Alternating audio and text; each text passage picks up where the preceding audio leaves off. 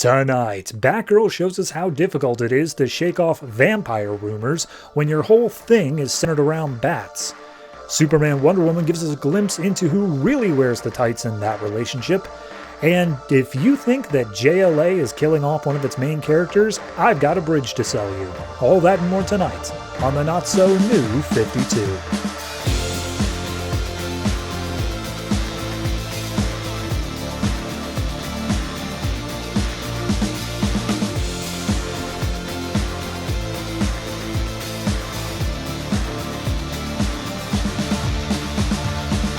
Hello everyone and welcome to episode 128 of the Not So New 52. I am your host and not a whole lot to talk about. We have 11 comics this week, so it's a pretty light episode overall. There's just two things I wanted to get out the gate.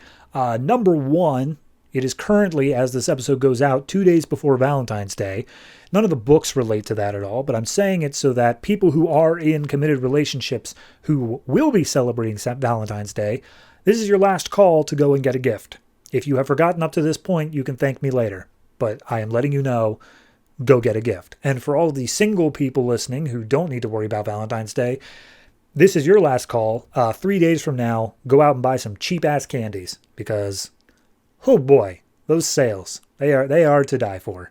Your dental bills will make up for it, but you can get yourself some really tasty chocolates in the meantime. Anyway, there's that, and then the other thing I wanted to talk about, which I said I'd be bringing up at the top of episodes from now on, is that end of the month, because of how leap years lined up between this year and 10 years ago, this show is going to stop going out on Mondays and is instead going to shift back over to Tuesdays, because for the first 30 episodes of this show, it was always on Tuesdays. So yeah, just letting you know that it really won't affect that much, but it's there. I might have to change back to Mondays by 2016. Yeah, that's going to be annoying. But regardless, Tuesdays for at least 2 years now. So just be aware of that. Beyond that, let's talk about the comics that we have coming out this week. Like I said, there's only 11, and in no particular order, they are Forever Evil, Rogues Rebellion, Suicide Squad, Justice League of America, Constantine, Batgirl, Batman, Nightwing, Superboy, Superman/Wonder Woman, Green Lantern Corps, and Justice League 3000. Out of those, worth noting, JLA and Suicide Squad are, of course, Forever Evil tie-ins. Constantine is part of Forever Evil Blight. And Batman, strangely enough, as I will get to it about halfway through this show, is actually a flash-forward issue that's going to be giving us a preview of Batman Eternal, which is the maxi series that's coming out in a few months' time. And that'll be my first weekly comic. That'll be the first time that I have to do the same comic every single week for an entire year. And they only add on more as the time progresses. So look forward to that. As it stands now, though, let's just get into the comics with Forever Evil, Rogues Rebellion.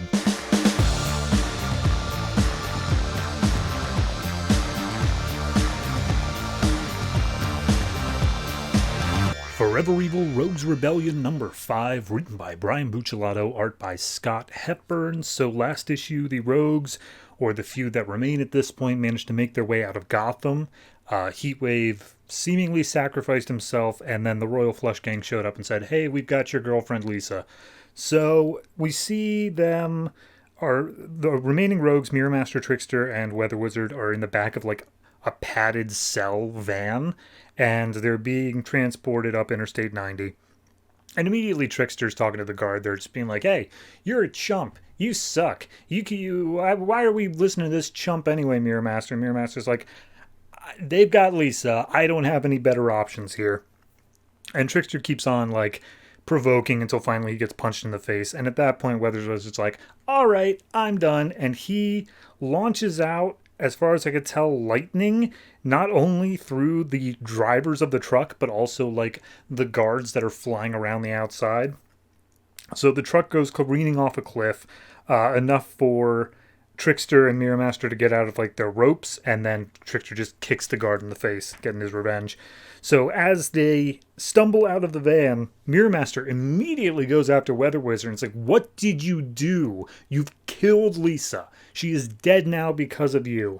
And he's just like, no, hey, screw that. And he like picks up a rock, bashes against Mirror Master's head, and just like, nah, we were dead the moment that Captain Cold just said no to the crime syndicate. Like, we were dead from that moment on. And at this point, like, I'm going to save my own skin. The rogues are over. That's it. And Trickster tries to keep the team together, but he's like, nah, I'm going my own way, and screw all this. I'm out. So he goes storming off, and Trickster's like, all right, what do we do now, Mirror Master? And we see they have made their way back to Central City, where the Royal Flush Gang is, and he's got an idea. So as they come walking up, we see it's Mirror Master, Trickster, Weather Wizard, and Heatwave all there. And they come up, and the Royal Flush Gang is like, oh, hey, look who it is. You decided to turn yourself in. And Mirror Master basically says, look, here's the deal. We want Lisa back. That's our only condition. But other than that, we're tired. We know we can't outrun this bounty forever. We'll let you take us in, do whatever, so long as Lisa is safe. And the ace of the Royal Flush Gang is like, yeah, I'm not buying it. And he blasts Mirror Master with a shotgun, which just phases right through him. It's a mirror projection thing. And it's like, oh, they're all projections. All right, open fire. So they start opening fire. We meanwhile see the Mirror Master is driving that same truck from before. He's put a mirror on the front of it, and he starts barreling into the Royal Flush Gang, just taking them into the mirror dimension. He's like, there you are, have fun with that. So Trickster, meanwhile, was sneaking into the hospital, got Lisa out, and is taking her over to the police, and specifically Pied Piper. And it's like, hey, it's good to see you in costume again. Great. Here's Lisa. Now, all the cops, come on, let's take out the Royal Flush Gang. So they all fly in. But before they can do anything else, we have Johnny Quick and Atomica showing back up from the crime syndicate. And they're like, hey, looks like the rogues are back and a whole bunch of cops. Let's go have some fun. So Atomica jumps in, punches Trickster in the face, just starts fighting him. Mirror Master does his best to put Johnny Quick into the mirror dimension, but then he's like, are you kidding me? You're trying to drive a car at me? So he just runs around the side, takes Mirror Master, and throws him out of the driver's seat. We see the Royal Flush Gang is holding back. They're like, well, hold on. We don't need to help Johnny Quick and them, but we should see, let's just see how this plays out. Let's see if they can handle themselves.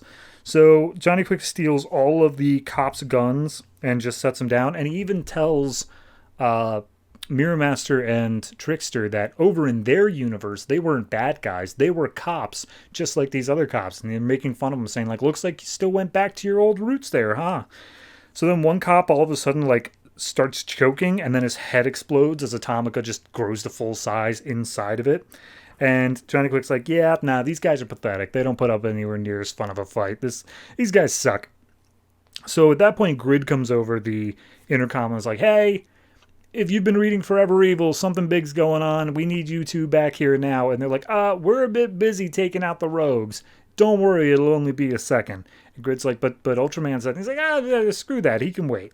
So at that point, they've got a gun trained on Mirror Master. They're about to pull the trigger. And then lightning descends down, strikes both of them. It's Weather Wizard. He's like, oh, get away from them, you half-assed Flash.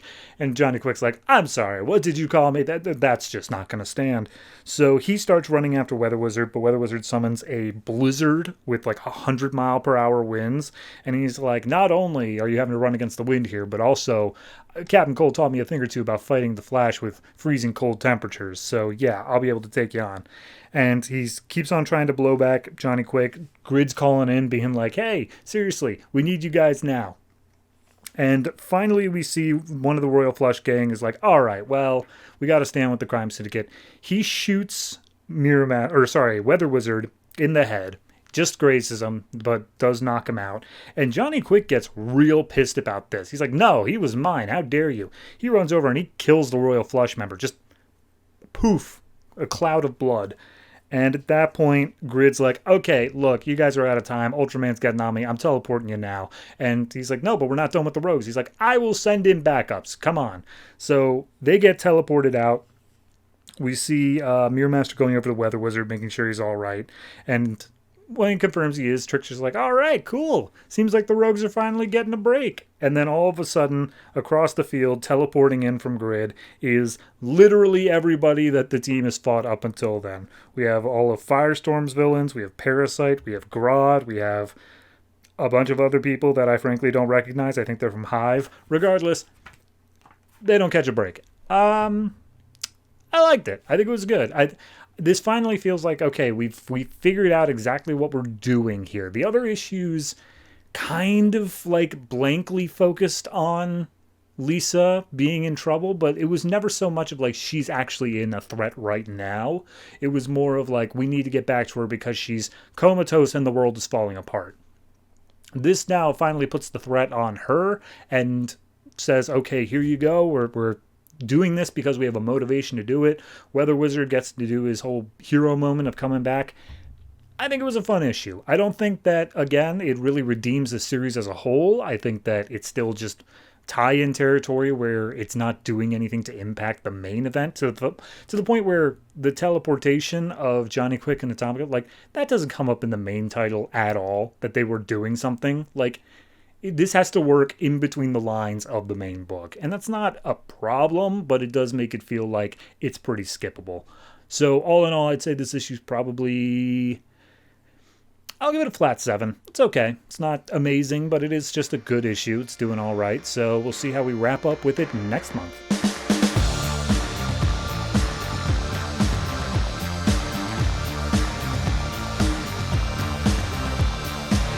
Justice League of America number 12, written by Matt Kindt, art by Eddy Barrows, Tom Derenick, and R.B. Silva. So last issue, Stargirl was just trying to get back to her family, and then her and Martian Manhunter got jumped by Despero. This issue picks up with her flashbacks that she's been having to her early days as a hero, and we see her trying to stop this shadowy figure guy who has a hostage, and the figure's like, hey, I was hoping it'd be you, Stargirl. And he puts out his hand and somehow, like, knocks her out, just bashes her into a wall, and all of a sudden she blacks out. And she's like, yeah, I don't really remember too much of this. I have purposefully blacked out a lot of this information because it was just too traumatic. But, like, yeah, it's a lot for a young girl like me. So we see that the hostage escaped. She was fine. But Stargirl just, like, didn't turn up for a while, and when she finally came to, she went back home, and as she went back into her house, she sees that it's completely torn up, just ransacked entirely. So cutting back to the present, Despero threw her down into like a river or a lake or something, and she wakes up and she's like, right, no, drowning, gotta deal with that. So she takes her Star Rod and she starts like flying up to the surface, and she uses that memory as her reason to live. It's the reason that she won't give up. So she bursts out the top, and then she's like, okay, I just got jumped. I'm pretty sure John is not okay, so I need to go deal with that. And she tries, like, she bounces back and forth about, like, do I go to my family in Los Angeles, or do I go to save Martian Manhunter? Like, I have to make the choice right now. And she initially doesn't know, but then all of a sudden when she really, like, says it out loud, she's like, no, I know what I have to do. And she flies off back to John. So meanwhile, John... he crawls out of, like, a crater that Despero made, and he's like, all right, yep, I don't know what Despero's doing here. That's weird, but I barely made my way out in time. And then Despero just immediately comes back and kicks him in the face and just be like, oh, yeah, how's that feel? So, Manhunter gives the lowdown on who Despero is. He's a, telekinetic ability, enhanced strength. He can do telepath stuff as well, and he's able to tap into Manhunter's mind and transform his appearance into that of John's wife. And he's like, God, you don't have any safeguards up. What is wrong with you? And Manhunter's like, I'm weak right now. Okay, I'm fragile. A lot's been happening. So Manhunter, though, grabs him and, like, throws him through some trees and, like, into a mountain. And he's like, nope, I'm gonna knock you out, man. I'm not gonna let you win. But Despero is completely unfazed, and he just starts laying the smack down on John. And he's like, oh, yeah, no, you have no idea what you walked into with me. So at this point, John's like, okay, I'm going to be fine. Everything's going to be cool. He's physically stronger than me, but mentally I still have the upper hand. So I'm not going to let him, like, touch me there. And, like, that somewhat works. But then we see Despero was, like, breaking bones and like really messing John up severely. So he throws John to the ground, says, all right, well, that was disappointing. And he goes off. Then Stargirl shows up and finds the bloodied and beaten John down in like a crater in the ground. And she's like, no, I'm sorry. I hesitated. I wasn't sure who to save. And now you're like super hurt, but it's okay. We can go get help. And John's like, nah, I'm not gonna make it out of this. I'm done for. Like, it reminds me of a story. Let me tell you a story that we Martians had. And it says that there was this monster called Erdel on Mars, like way back before civilization. It would only ever feed on like the prime warriors and like the adults of the Martian race. It would leave the children and the old ones alone. But finally, one day, there was a young child, a warrior in training pretty much, who stood up and said, no, I'm going to kill Erdel. I'm going to go stop it, and we will not have to live in fear of it anymore. And he goes out in the wilderness. He finds this big beast. It's like 2 heads, got horns and stuff. And it, like, immediately, Erdel just stabs the warrior through the stomach and pins him to a rock. And Erdel laughs, saying like, ha ha, you weak, you died. You had no chance of stopping me. And he's like, not so fast. You're trapped in this rock, pinning me to it. And so he uses this big mighty sword to stab Erdel through both of its heads, and both of them end up dying. And it's said that the Martian capital was built on the site of the battle or whatever. And Stargirl hears the story and she's like, I don't understand what you're trying to say, but like, you don't have to die. I can go get help. I'm not going to leave you. And he's like, no, look, the firestorm thing, the countdown's still going on. I know where it's at. Like, you've got to go to LA. Go to where your family is. It's right around there. It's going to be impossible to miss. It's a big, bright, glowing ship in the sky. Go off and do that. And so she does. She flies off. And we see Manhunter basically saying, yeah, I'm fading out. I'm not totally here right now, but as I'm leaving this mortal coil, my telepathic link with her lets me know that she is definitely the one to do this. And he recounts the memory that she's been trying to hide all this time. And we see finally inside the house, her mother is very bruised and beaten. She's calling out to Courtney saying like, hey, the man that you tried to stop, he came in here. He started wrecking shop. We couldn't do anything to stop him.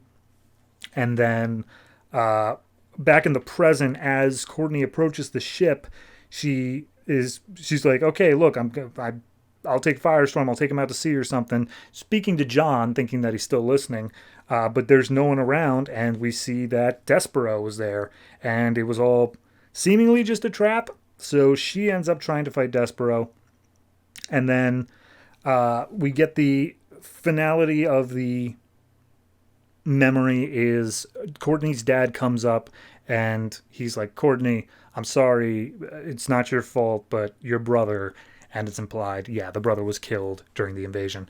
So the final words from Manhunter here is saying, like, that story I told her, it's not one of, like, go out and be a hero. That's not the point of it. It's also not a story about sacrificing yourself.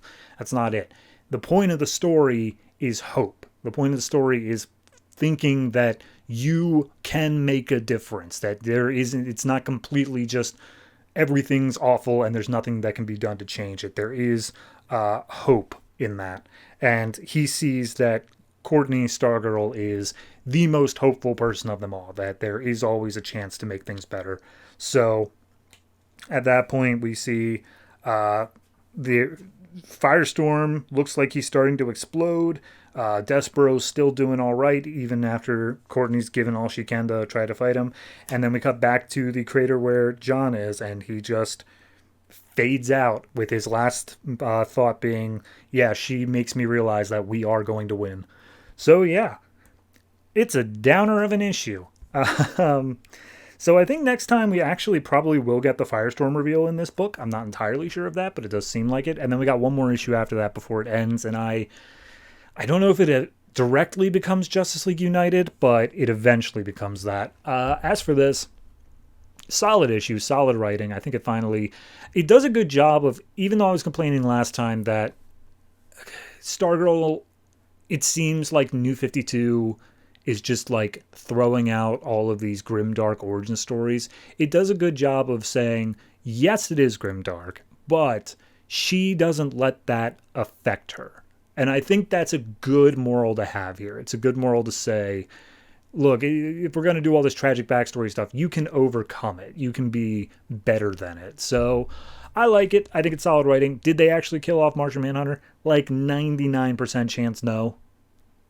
Even temporarily, I think this is just a bait and switch. I don't think that he's actually dead for any period of time, but we'll see what they do with it. Overall, I'm going to give this one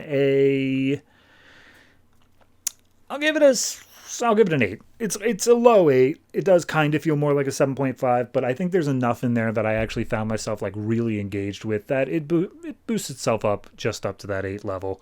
I think the biggest strength for it is, like I said, it takes the fact of, yes, it's grimdark, but you can make something more out of that. And I think that's something that a lot of these books in the New 52 could learn something from.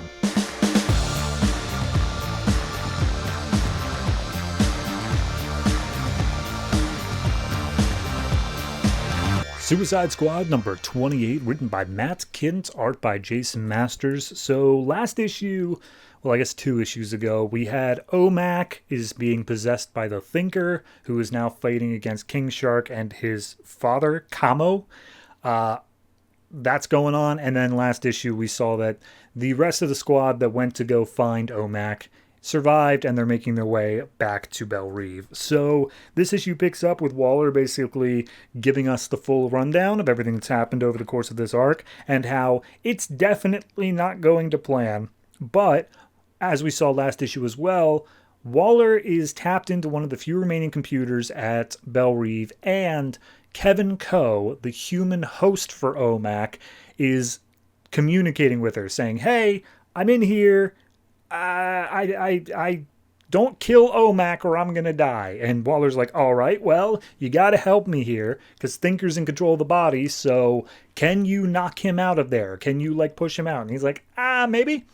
So we then see Gordon Jr. talking with Harley Quinn, just being like, all right, well, this is weird. You betrayed us all, Harley. And now what? You're working with us again? And she's like, you know me. And then Gordon looks up in the sky and sees a horribly wrecked plane is flying in. And he's like, how in the hell is that thing even flying? And as we zoom in, we see it's Power Girl, who's like, all right, we're here. Everybody jump out because I'm done carrying this thing. And we see Unknown Soldier, Deadshot, and Steel jump out of the plane. And Power Girl's like, wait a minute, there's one more. Boomerang, jump out, or I'm going to shake the plane. And he's like, all right, hold on, I'm afraid of heights. And then she shakes the plane and he just falls out. So the rest of the squad lands down. They see Harley and they just immediately are like, screw you. This is revenge for that. So Steel tries blasting off an electric shock. It ends up hitting Gordon Jr. because she dodges out of the way. And Deadshot's like, hey, I think he was probably on our side. Maybe try not to do that. So then Power Girl comes down, is about to land a punch on Harley. Harley like jumps onto Deadshot's back in defense, and he's just like, look, hold on. Now let's figure out what's going on first. And she's like, I am going to murderize her. Move out of the way. And at that point, Harley directs them down into the crater where OMAC is fighting against the 2 shark gods. And she's like, yeah, that's kind of a thing we're dealing with right now. OMAC woke up. OMAC then picks up Kamo, electrifies him, and then tears him in half, to which point Deadshot's like, all right, well, that's not good. So then OMAC punches into King Shark's mouth, reaches down his throat, and pulls out the body of a cybernetic woman, and he's like, what in the hell is this? And it says, see Suicide Squad issue 20. I couldn't be bothered to go back, but like I vaguely remember this, that he ate a robot woman. So at that point, Power Girl comes in and is just like, all right, enough of this. She tries fighting against Power Girl, and OMAC, now powered by the Thinker's intelligence, is just like, you think that could stop me? I'm super intelligent and super strong. There's no way you can get the drop on me. To which Unknown Soldier pops up behind his head, puts some C4, and just explodes it. And then OMAC's like, all right, fair enough. But have you considered this? And then zaps Unknown Soldier with his eye lasers. So at that point, the rest of the other squad tries jumping in, tries knocking out OMAC. Doesn't seem to do anything at all. He just brushes off everything that they throw at them, and he just like tosses them up into the air. Finally, at the very end of it, Captain Boomerang lands with his parachute, and he's like, "Jesus, man, that was terrifying." And he looks up at Omac. Omac just leaves the room, and he's like, "What did I miss? What happened?" So all this time, though, Deadshot and Harley took off. They went to a different area, and Harley explained that there's a package down here that we need to go and find. And Waller said it held the secret to possibly defeating Omac. So they make their way down, and we find a case full of bullets that apparently give you superpowers. And Deadshot's like, "Waller sent you down here to find a case of magic bullets." And she's like, "Yep." And he's like, "All right, great, fantastic." So back in her safe room, she's still talking with Kevin Coe. And he's like, "I'm trying. You just need to give me more time. I'm doing whatever I can." And Waller's like, "Hey, you got all the time we can give you. Don't worry about that. You do whatever you possibly can here. But just get out there and do what you can." And then at that point, there's a knock at the door. Waller's like, "Who is it?" And he's like, "Oh, do you think Omac would knock? Of course, it's Deadshot." So he comes in. He's got the magic bullets. And he's like, "Cool, explain to me what in the hell this is." And she says, "Well, there was something that we came up with a long time ago. It'll give you a temporary nanovirus that will increase your agility and speed and strength. It'll put you on Omac's level temporarily. And we got to use it quick or else everything else is going to go to hell." So Deadshot takes out the bullets and he's like, "You're saying we shoot ourselves with actual bullets and somehow they're perfectly safe?" And she's like, "Yep, that's the idea. It's just a temporary power up." And he's like, "All right, fair enough." So they hear rumbles upstairs, and Harley's like, "Oh, what do we got to lose?" And he's like, "You're right, I guess nothing." And he shoots Harley in the head. And then he's like, "All right, well, we'll see if that works out for her. But if this is our last chance and it's completely safe, you wouldn't mind trying as well, Waller." And he shoots her in the stomach as well. And then he's like, "Well, nothing left but my turn." And he aims the gun in his own head and pulls the trigger. And then it's just a black panel. So if it wasn't for the fact that I know this book continues on, that'd be a dour ending. It's solid. It's a good book. I mean, I think it's weird that we spent so much time last issue on here are the origins and the stories for the rest of the squad, for Steel and Power Girl and Unknown Soldier, when it really doesn't matter. I don't know. I get the idea of Suicide Squad, that a large portion of it is kind of like a bait and switch where we set up certain characters and say nah, they're super important. And then we just kill them. But this isn't even that. It isn't that we kill them. They're just taken off the table because we think they're going to be the ones that are powerful enough to stop Omac. And then they're just thrown aside like they're nothing.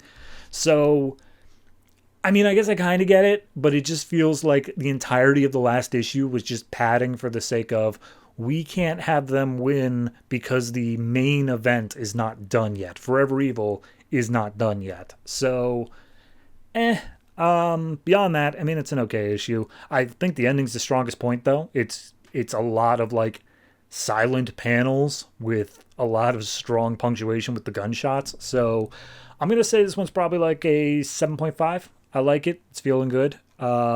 Beyond that, whatever comes next issue, however we end up wrapping this up, whether that be this issue or the one afterwards, I hope that it'll feel earned. But with how much Thinker and Omac's body just kind of wipe the floor with everybody, I feel like the only chance they have is if Kevin steps in and they're like, "No, this is my body. You can't do this. I do not consent." And at that point, I guess they've already set it up, so I guess it'll be earned.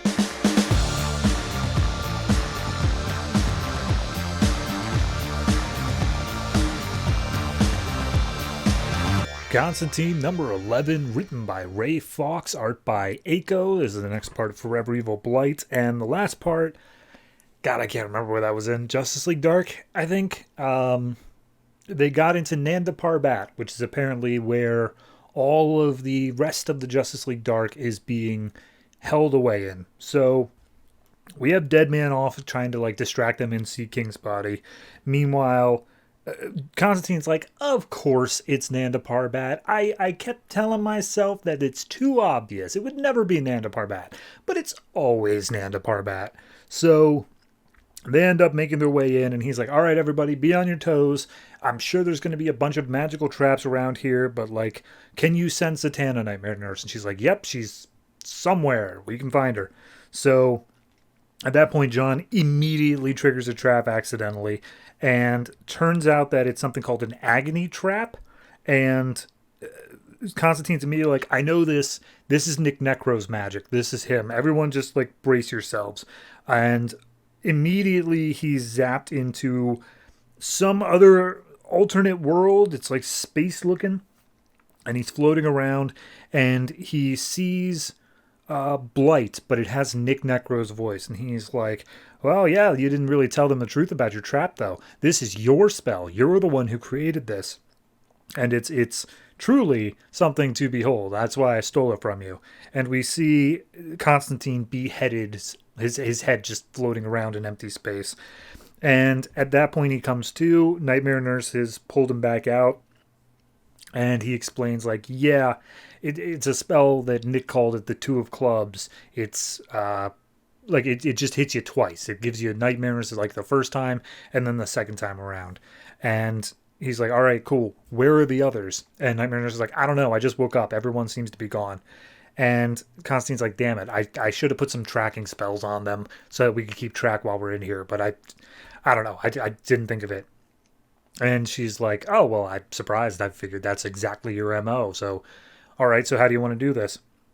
And he's just like, well, you said you could send Zatanna. Let's go find her. And she's like, what about our team? And he's like, what about our team?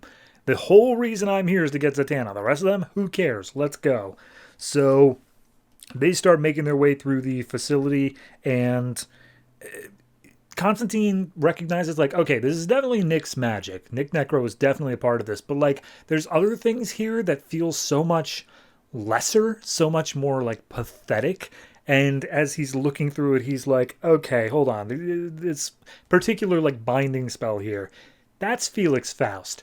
Why in the hell is Felix Faust here? And more importantly, why would Nick Necro lower himself to working with Felix Faust? This is stupid. But they start making their way through more and more rooms until finally they reach this big, huge room that we saw in a previous issue. And Constantine sees all the different, like, magical beings across the DCU are all strapped up in these restraints, basically. And he's like, okay, I see everybody who is, like, magical strapped up here, except for Zatanna. Where's she at? And Constantine's like, okay, what's up? Tell me what's going on. She's like, huh? What do you mean? And he's just like, you said you could sense their thoughts with your healing magic. What is up with them? It's like, oh, well, I sense they're all suffering terribly, and this is some kind of weapons program or something. And Constantine's like, oh, okay, no, I get it now. You brought me here. You showing me Sargon is tied up here, but you're supposed to show me Zatanna. So what in the hell is going on here? Nightmare Nurse is like, excuse me, Sargon's awake. You shouldn't be insulting her like that. And he's like, I don't care, and punches Nightmare Nurse in the face. And he's just like, I know you aren't the nurse. I am fully aware of that. And she's like, what? How did you know? How could you possibly? I felt I did a pretty good job. And he's like, of course I put tracking spells on everybody. Who do you think I am? And Nightmare Nurse is the one who helped me set them up. So yeah, clearly you're lying. And he's just like, oh, well, very clever. You let me lead you here the whole time. Congrats. And he drops the spell, doing the illusion of Nightmare Nurse. Turns out, of course, it's Nick Necro. And he just starts, like, throwing down energy and saying, like, look, here's the thing. I'm gonna kill you. Like, absolutely 100% because of everything you put me through in, like, previous arcs. Or better yet, I'm going to hook you up to this machine, and I'm going to drain you of all your magical energy and until you stop screaming. And he lets down another illusion that shows that Zatanna is here, and she's like, look, here she is. Here it is. I'm going to wake her up just so she can see me completely annihilate you. And he doesn't have any idea where Constantine is. He's managed to hide out, but Constantine keeps on like throwing his voice, doing like projection stuff to bait Nick over to certain places until finally he gets Nick over and he pulls some weird magic with tying a knot, which seems to start strangulating Nick. And Constantine just comes up, basically kicks him in the face and manages to get him down on the ground. And he's like, all right, I don't know how to work this panel, but I can figure it out. And he starts tapping away, trying to free Z, but then he gets electroshocked by Felix Faust. And Felix is just like, you forgot all about me, didn't you? You even said I was a part of this. You know I was a part of this, and you still forgot me. Of course you did. How dare you? So Constantine is once again back in that like ethereal state. He sees his own head floating in front of him, and we get the final narration showing that he is locked up into this same thing that Zatanna's locked up into, and he's like, yeah, great, awesome. I came here with the express purpose of saving Zatanna, and then I had to go and play the hero, and now I'm locked up in this as well. But it's fine, it's okay, I'll just tough it out. I did set those trackers on my team, and I can sense that they are close by. So hopefully they're going to show up here, they'll play the big hero, and they'll end up bailing me out. And the final page reveal is that all of his teammates have also already been captured, and they are directly underneath him. So, whoopsie. This definitely feels like we're leading the last chapter. I gotta be honest, I have no idea how many chapters this is. We've been through at least 12. I'm pretty sure it doesn't get above 16. So, we'll see where we are at that point. But it feels like, everything's darkest right before, the big hero moment where they end up turning the tables. It's just story structure-wise, that's fine. I don't have a problem with that. I do feel, though, that I kind of hope that the next issue, whatever it may be in, it looks like it's Pandora, focuses more on what the team was doing, because it kind of sucks if we just say, like, and then they all also got captured. It's like, well, what was the point of it then? We may as well have just had them get captured at the end of last issue rather than having this whole, like, sneaking around sort of thing. But no, I still did enjoy the issue. I don't mean to sound too critical on it. It's still a good enough issue for it. I do just feel like a lot of these Forever Evil tie-ins have a point where they're trying to pad things out in order to make it last the entire length of the event. And I don't think that was necessary here.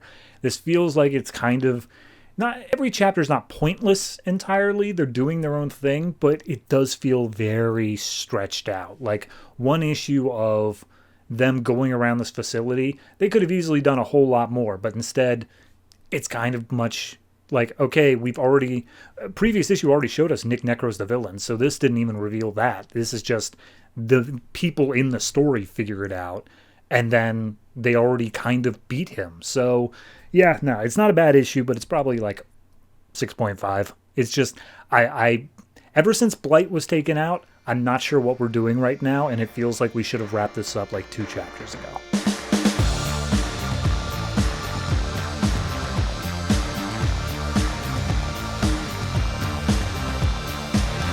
Batman number 28, written by Scott Snyder and James Tynion IV, art by Dustin Nguyen. This is a flash forward look at Batman Eternal, which is a maxi series coming out in 3-4 months time, give or take.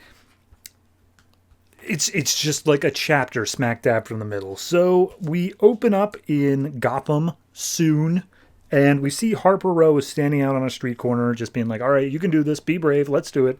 And all of a sudden some cops roll up in like heavy duty armor and guns, and it's like, you're breaking curfew, you have 30 seconds to get off the street or we're going to use force. And Harper's like, no.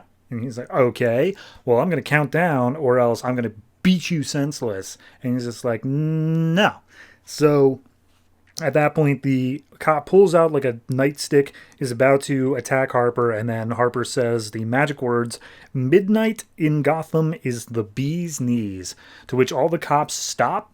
They grab Harper and they throw her in the back of the truck they came in. And they put a bag over her head, and we hear the cops talking, being like, hey, I don't know who this girl is, but she said the magic words, so we got to bring her here, right? That's the rules. So they take the bag off her head, and they see that she is inside this just huge, over-the-top Egyptian-themed club. And there is, I don't know, someone there. Some guy who's just like, oh, well, welcome to the Egyptian, young lady. This is the only nightclub left in New Gotham, however long that's going to last.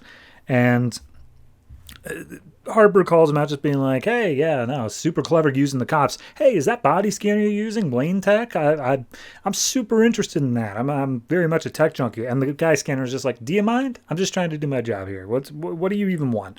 And Harper says, it's my brother. He's been infected with it. And he was right down at the Narrows, right where it happened. And the guy's like, if he's infected, there's nothing we can do. So yeah, that's that. And Harper says, well, I heard that the Kingpin can make anything happen, this new crime lord. And the guy takes Harper and says, all right, you want to meet the Kingpin? So be it. Let's go. And he walks Harper into a back room, and there's this big, huge guy along with a bunch of smaller people. And she's just like, oh, so are you the Kingpin? Boss said that you could help me out. And he's like, I'm not the boss. I'm just here to hurt you. And I'm going to hurt you a lot. Because the password that you gave, the Midnight in Gotham thing, it's 3 days old. And our records show that you don't even exist. So who the hell are you, and how did you get our password? And Harper's like, funny you should ask, because I'm also here to hurt you. And she pulls a little device out of her pocket, which turns off all the lights. And when she clicks it back on, Batman is already standing there taking out all the goons. And Batman's like, okay, their scanners couldn't pick up the tech, but I specifically told you not to bring that in. Well, you did it anyway? And she's like, obviously. He's like, all right, fine, come on. So we get a Batman calling back to the cave, and there's someone else in there, someone that we only see in shadows. And he's like, oh, can you tell me how many people are around? And she's like, I guess it's like 30 something. And he's like, how many people have weapons? And she's like, what, do you want me to count? And he's like, there's a button on the side panel. Just click it and it'll scan for weapons. He's like, oh, sorry.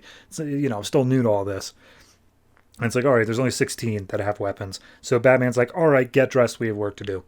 So door blows open. Some people go flying.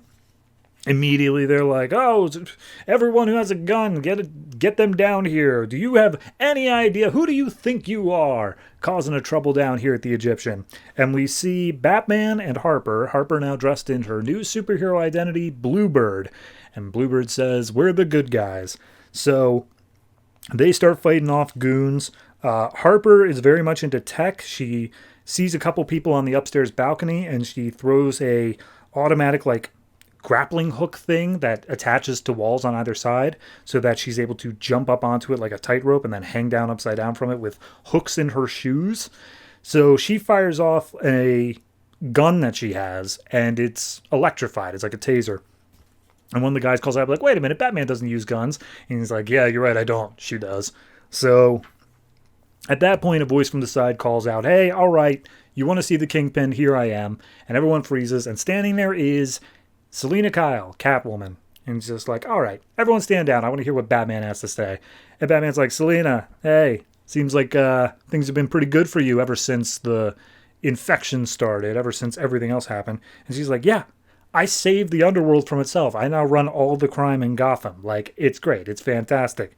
And Batman's like, okay, you do understand you also have the key that could set everything right again, that we could take Gotham back to the way it was before. And she's just like, yeah, well, they raised the bounty to 800 million yesterday. That's the whole reason I'm keeping it. And you could have just come and asked nicely, if you really wanted it that badly. And Batman's like, look, if you're going to be a crime lord, like an actual crime lord, I'm not going to play nice with you anymore. And Catwoman's like, fair enough, takes out her whip, puts it around Batman's neck, and is basically just like, look, that Catwoman, the nice one you thought you knew, she's gone because you let her die. She's not here anymore. Now, I'm the one who tells everybody from the lowest street thug to the highest criminal what to do. And Bluebird steps up and, aims her gun at Catwoman, just been like, hey, I don't really care about who you are, all that, but you're going to drop Batman now. And she's like, who's this? This isn't a Robin. What's going on here? Batman's like, Bluebird, stand down. She's like, oh, Bluebird, nice ring to it. My cat brought me a Bluebird the other day after it finished eating its head. And she's like, ooh, scary. So at that point, Batman steps up saying, look, Selina, you know how bad things are out there. I need to see what you've got. And Catwoman's like, well, all you had to do was ask. So they head to this big vault in the back of the Egyptian. They open it up, and Bluebird's being like, what, is this some kind of joke? And Catwoman's like, nope, we've been questioning her for hours. She's the real deal. And Catwoman introduces the young blonde girl sitting inside, saying her name is Stephanie Brown. She calls herself Spoiler, and she's the only one in this city who knows how to stop what's coming next. Story continues in Batman Eternal. So, because I started reading at the beginning of the New 52, I don't really have an attachment to Stephanie Brown. I don't know her from her history as Batgirl and all that stuff. That's before my time.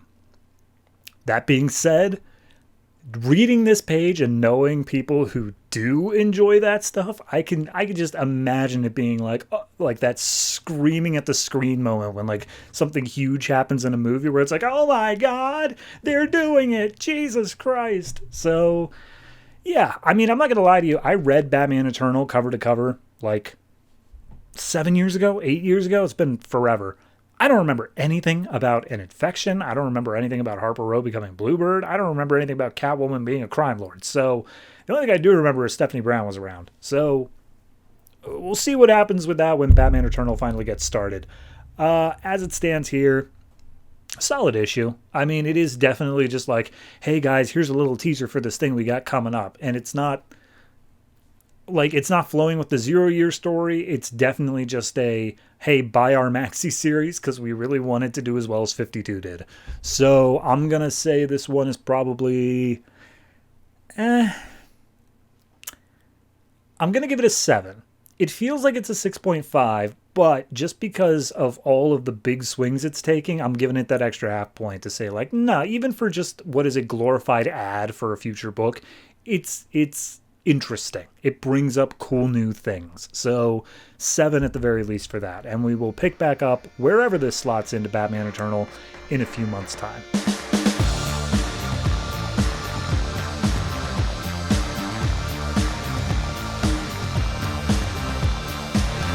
Batgirl number 28, written by Gail Simone, art by Fernando Pasarin. So pretty much the start of a new arc here. And we are introduced to a mansion, castle, something way out in the Gotham suburbs. And there is a man who runs it. We don't get his name immediately, but for the sake of talking about him, his name is Silver. He has this assistant, and his name is, Silver Uchida, I believe. The assistant is Miss Targa. And he wakes up. It's evening, and he heads off into his bathroom. Targa washes him, and Silver's like, oh, they're out there, Miss Targa. They're out there, and it's finally time. I've been complacent. I need to act. I need to finally take them out.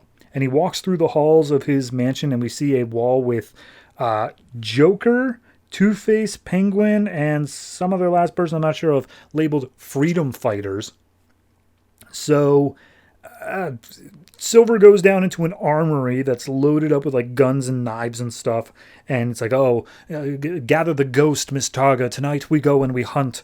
And we've got a monitor with Batman, Nightwing, Batgirl, Tynion with an X through it, and Jim Gordon's face is on it. And it's like, oh, the city doesn't know. They're all sheep under their secret king, but no more. And we see he's got mannequins set up of Batman, Batgirl, Nightwing. And he just starts shooting at them. And it's just like, tonight I free Gotham City from its nocturnal destroyers. So then we cut to Batgirl, who's leaping over rooftops, and she's like, I got someone tailing me. They're good. They're managing to keep up pretty well. But we'll see what I can deal with when I take care of this. Because she looks down and she sees a group of basically teens, kids, who are like flashing guns, and apparently they've been going around like terrorizing people, like home invasion, stuff like that. And Batgirl's like, all right, there's only 3 of them, 4 of them maybe, only a couple have guns, I can do this, I can take care of them. And she leaps down off the building, she uses her like cape to come down and lands, and she does like the superhero pose, and she's like, all right, let's do it. And then she looks up, all of them are already taken out. There's already been a fight. And she's like, what? I was only in the air for like 20 seconds. Who could have done this? And she feels the person who was tailing her behind her. She goes, she throws a punch. The tail manages to dodge it. So then Batgirl's like, all right, I'm going to lay this on thick. And she punches the person as hard as it can in the face. Turns out it's Strix. And for those of you who don't remember, Strix is a ex-Talon who's been a part of the Birds of Prey for a while. So at that point, Batgirl explains like, oh, this is Strix. She's mutant. She's got all this other trauma stuff. But I just punched her in the face. That's the problem. Hey, Strix, I'm sorry. I didn't know it was you. Are you cool? And Strix is like, yeah, I'm good. Whatever. She doesn't talk, but she gets it across through body motions. So at that point, Batgirl's like, okay, cool. Why were you following me? And she reaches down into her pocket and pulls out a missing child poster from somewhere. And she's like, this is why. And Batgirl's like, okay, but the cops are on that. And even if they kind of suck with the whole supervillain thing, they're actually really good at finding missing kids.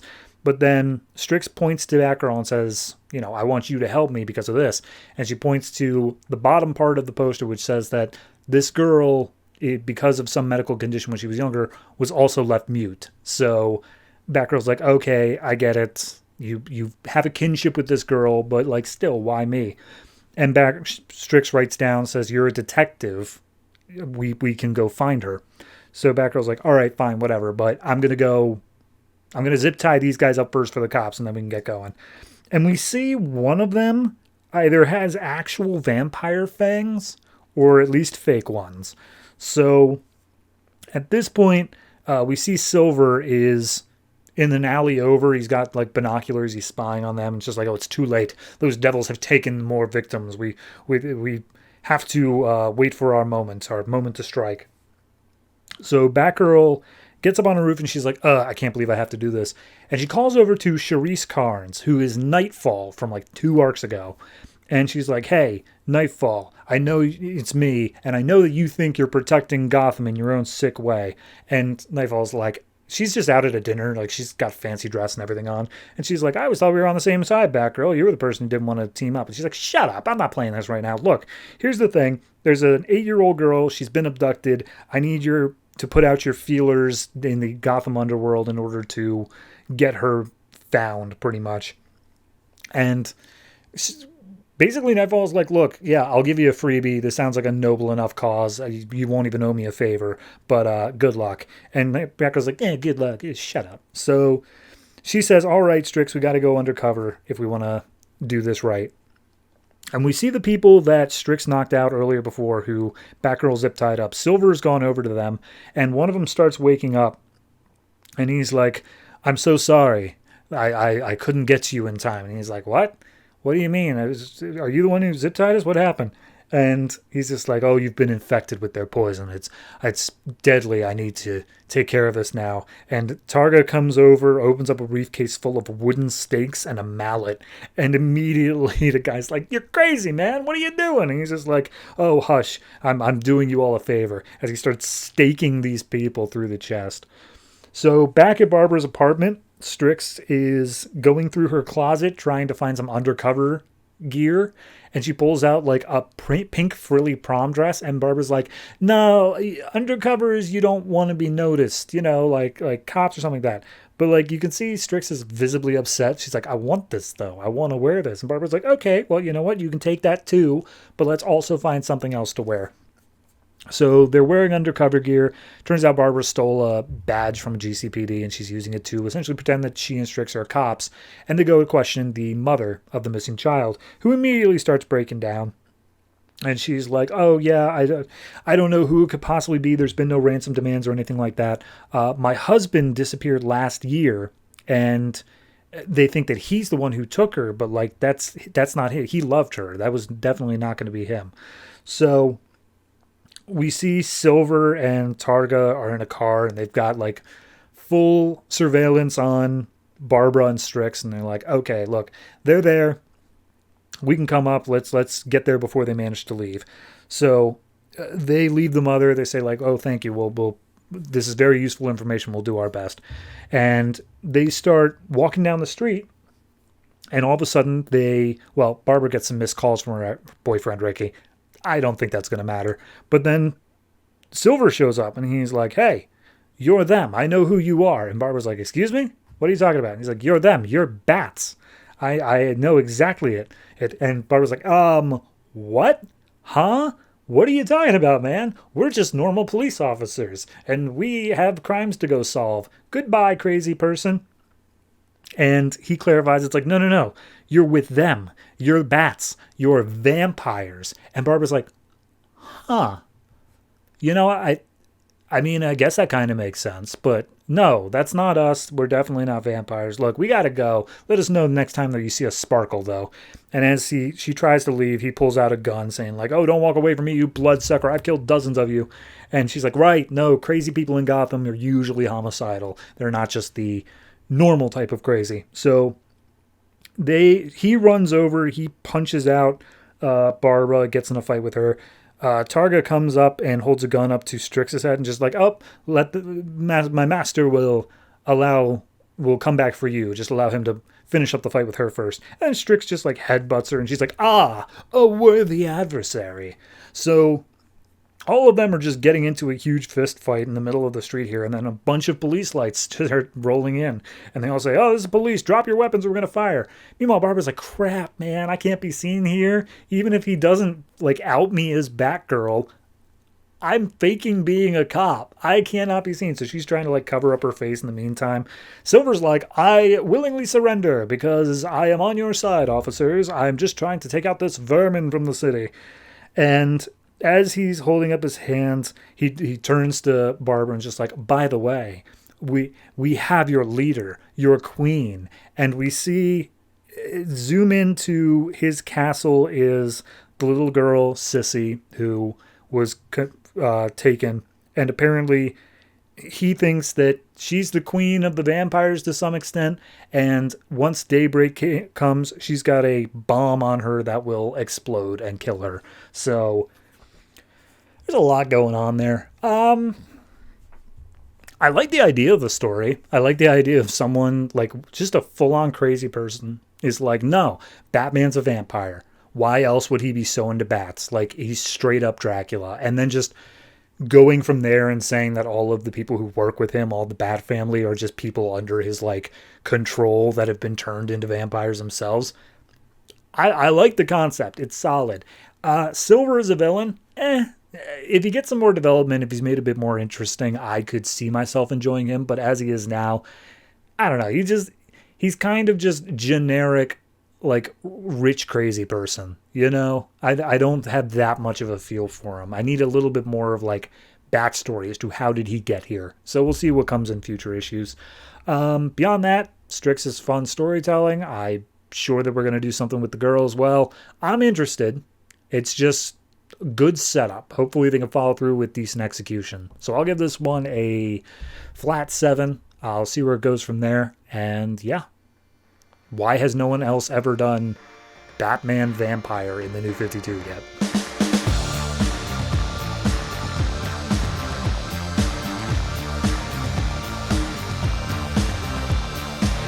Nightwing number 28, written by Kyle Higgins, art by Russell Dauterman. So pretty much start of a new arc. We have opening up with Nightwing being thrown off a building by Batgirl, who's going down with him. And he's like, "This isn't what it looks like." Or I could explain, one of the two. And we see as they crash into a bus going down the street down below, Dick manages to flip out of the way, and the Batgirl turns into this gooey, silvery substance. And it's like, yeah, Batgirl was apparently spotted in Chicago. I thought she was trying to surprise me, but turns out it's not Batgirl.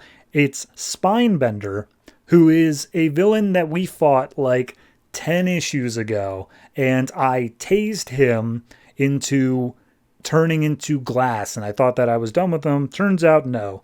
So Spinebender shows up here in Chicago just being like, "Oh, yeah, you would have made a good thief, Nightwing, all your acrobatics and whatnot." So he keeps on trying to attack Nightwing and, like, turns back into Batgirl over and over and being like, "Oh, yeah, I don't have much time left anymore because of your tasing me. Like, I'm basically slowly dying, but I'm going to take you out with me." And Nightwing tases him again, and he's just like, it doesn't work a second time. I'm still able to move. But yeah, no, you're right. Maybe I shouldn't kill you looking like your girlfriend. How about something more hardcore? And he turns into Deathstroke, swinging a sword a few times. Nightwing knocks him down on his ass. And he's just like, no, all right, well, how about somebody you can't possibly hope to beat? And he turns into the image of Superman.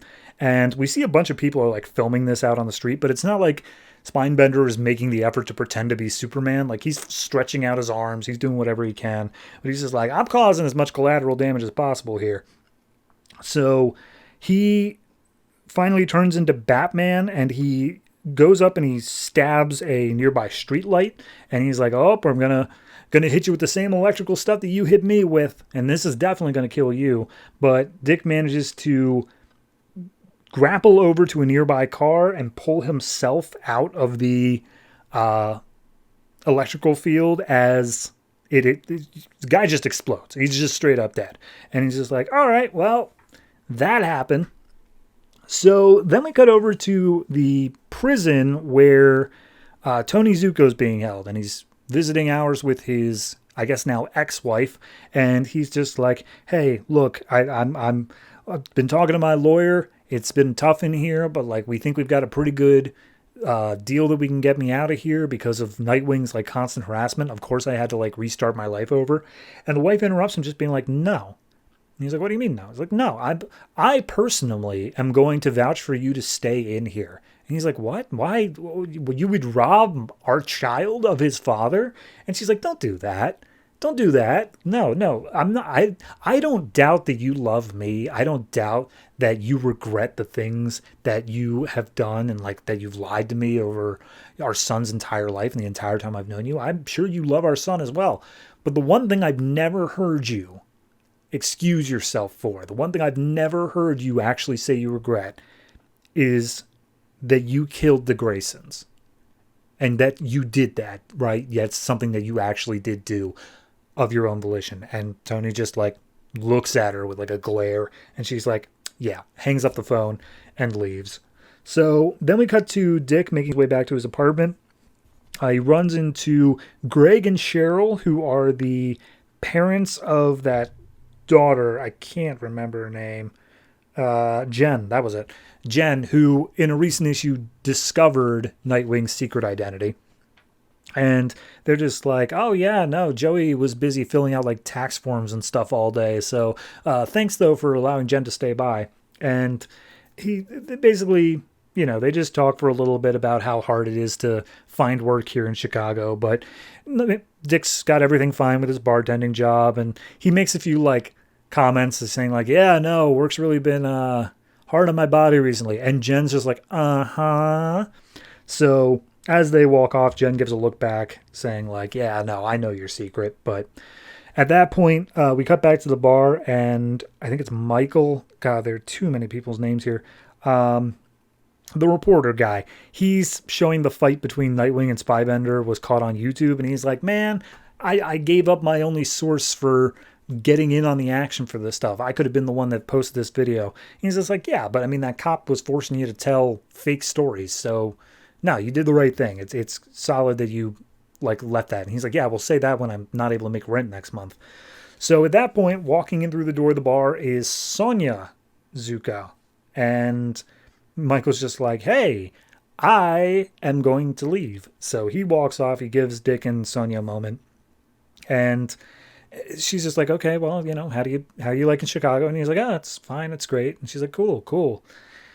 And Dick's like, how did you find me? And he's like, I talked to Lucius and Alfred. And also, when I heard that my dad was found in Chicago through the prankster stuff, I figured you'd be here too. And he's like, yeah, well, not anymore. I'm trying to start a new life here.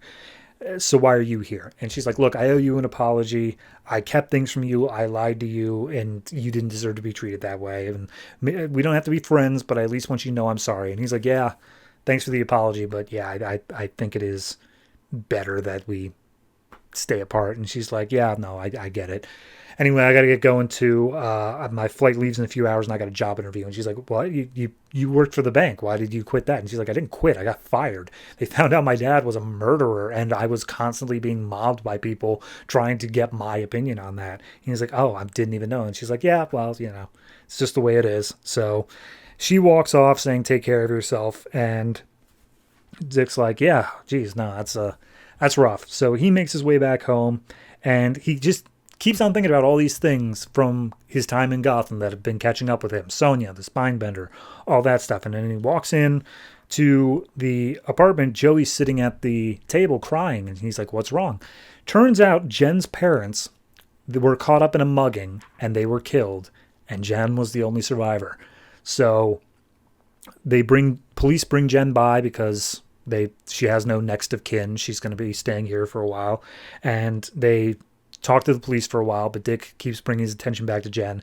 And she's like, hey, Jen, I don't know if you know, I've been through something similar here. I know what you must be feeling right now. And she's like, I know you're Nightwing.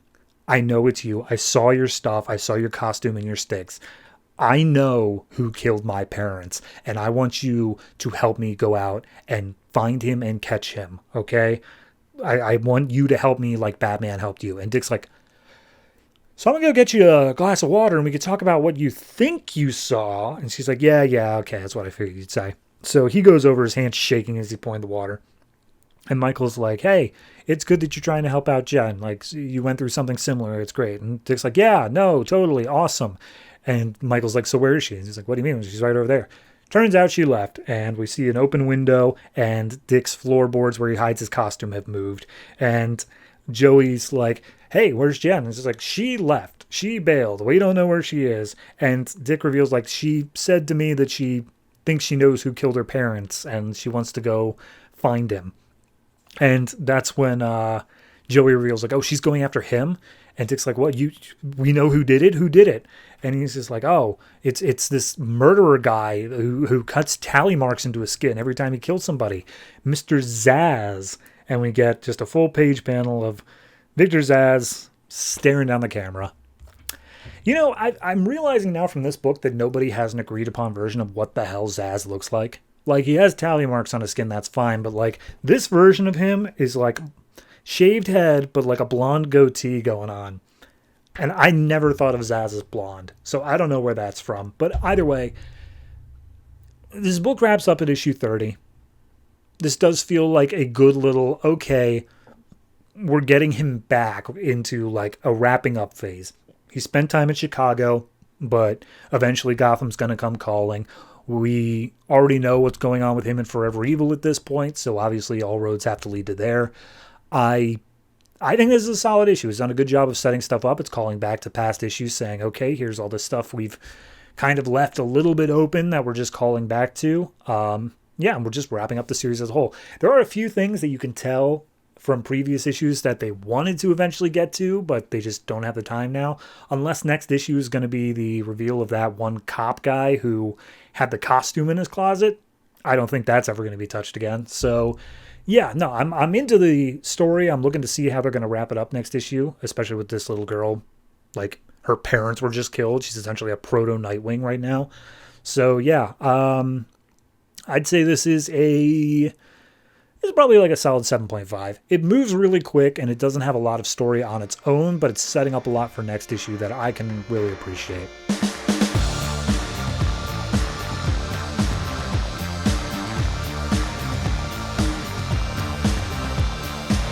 Superboy number 28, written by Marv Wolfman, art by Andre Guinaldo. So last issue, Superboy freed this not meta, like a future tech, I don't know, something weird named Skiz who wants to help him fight all the metas. Also Raven's on his side.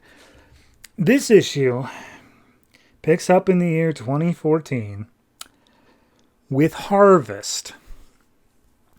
And he's being chased by some hero guy with super speed. And as he sees this guy approaching, his name is, I don't even know what it is, Pacer. Harvest just grabs the guy, chokes him out, and seemingly kills him. And he's like, screw you. Nobody ever asked for more heroes. Forget you. You're dead. And Harvest says, all right, there's so many heroes popping up nowadays. I need to get John back. I need to get my son back through the time stream. So time to get him. So we cut back to the late 30th century, which is where Superboy currently is. They broke Skiz out of one of the tubes or whatever. And she's like, hey, let's go get the rest of them out. Because they are super eager to help us. And Superboy's like, oh, okay, yeah, I'll let's do it. And she's like, wait, hold on. I trust you, but I just have to be certain. I'm going to read your mind to make sure that you're not going to betray me. And he's like, crap. She reads my mind. She's going to figure out that, like, I'm not who I say I am, and I've got all this hidden stuff with me. And she goes to read his mind. She's like, awesome. You totally check out. Everything's great. And he's like, what? How the hell did that work? And it cuts over to Raven, who's just like focusing and saying like, oh, these young telepaths, they have no idea how susceptible they really are. So at that point in Raven's room, Red Robin walks in and says, hey, we're starting the trial of Kid Flash over in Teen Titans. Let's go. We got to go check up on Khan first. Okay, let's head out. So then we get Skiz doing some explanation saying, okay, what happened back in the day was there were a bunch of problems in the world and mankind turned to metahumans and said, hey, protect us.